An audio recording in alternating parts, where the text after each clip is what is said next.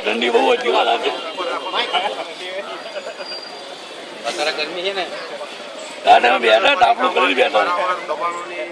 ગંભીર પરિસ્થિતિ હતી જેના વિરોધમાં અમારે ઉપવાસ પર બેસવું પડ્યું હતું જેની ખાતરી સાથે લેખિત ખાતરી અમને નગરપાલિકાના ચીફ ઓફિસર સાહેબ અત્રે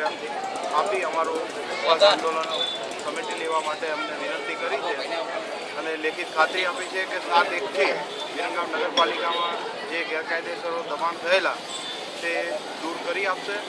અને આજ દિન સુધી કાલથી આજ દિન સુધીમાં અમને જે સારો એવો વિરમગામ નાગરિકોનો પ્રતિસાદ મળ્યો છે અને વિરમગામના આ દબાણ દૂર કરવા માટે અમે જે ઉપવાસ આંદોલનમાં બેઠેલા એમાં સૌએ ખૂબ સારો એવો સહકાર આપ્યો એ બદલ હું સૌ નાગરિકોનો વિરમગામ નગરપાલિકાના ઉપપ્રમુખ અને કાઉન્સિલર સાથે જે બેઠા હતા મારી સાથે એ બધાના વતી હું આપ સૌનો ખૂબ ખૂબ આભાર માનું છું. ભારત માતા કી જય. રાજુભાઈ